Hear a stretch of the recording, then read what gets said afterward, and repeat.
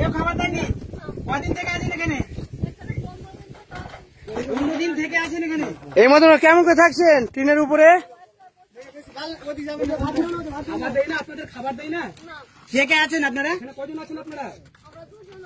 2 জন। বয়স্ক মহিলা, এদের শিফট করিয়ে নেওয়া উচিত আছে। এদের শিফট করে নেওয়া দরকার আছে। অনেক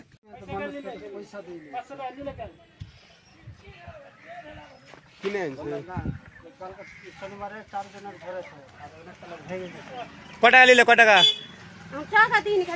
ক টাকা চাইছে? 500 টাকা।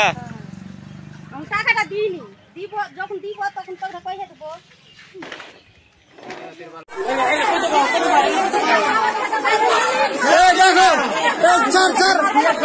দেখো জল বেরোচ্ছে, শুধু জল। ভাত আছে উপরে, ডাল নাই একটাও।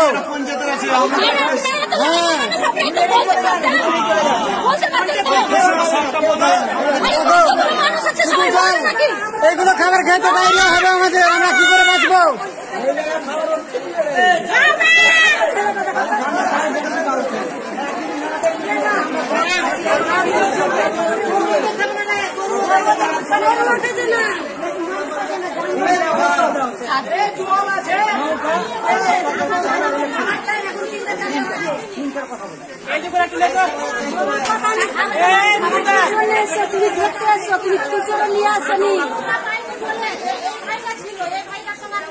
আপনি তাহলে কি করতে এসছেন?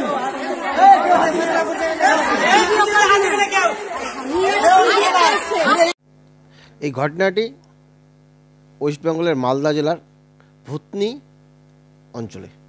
এটা মানিকচক ব্লকের মধ্যে পড়ে।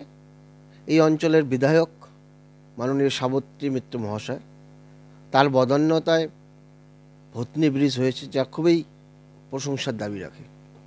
এই অঞ্চলটি প্রত্যেক বাড়ি এই বন্যা কবলের মধ্যে পড়ে। কিন্তু আপনারা দেখলেন লোকেদের দুরবস্থা। দীর্ঘ 15 দিন ধরে এইভাবে জীবনযাপন করেছে।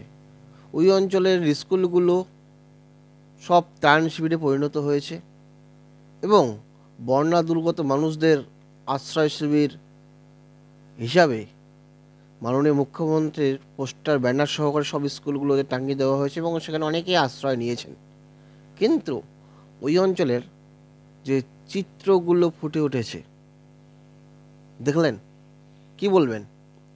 কোনো মেইনস্ট্রিম মিডিয়া এই নিয়ে কোনো প্রচার বা এই নিয়ে কোনো সংবাদ করেছে?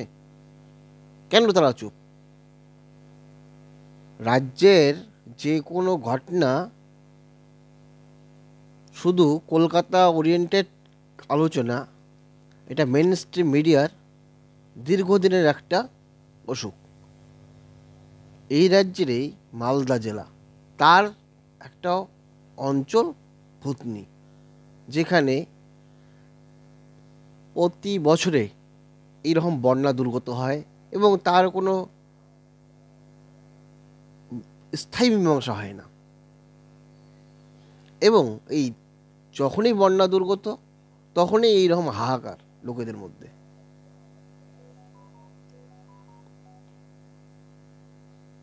কি বলবেন আপনারা?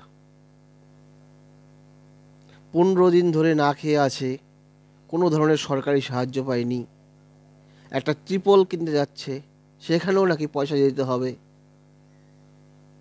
ত্রাণের খাবার, তার এই দুরবস্থা। মানুষ কখন মানবিক হবে আপনারা বলুন? যারা জলের তলায় আছে, যারা সংগ্রাম করছে, তাদের সঙ্গে এই অমানবিক আচরণ কারা করছে? কোন দুষ্ট চক্র করছে? প্রশাসনের নজর দেওয়া দরকার।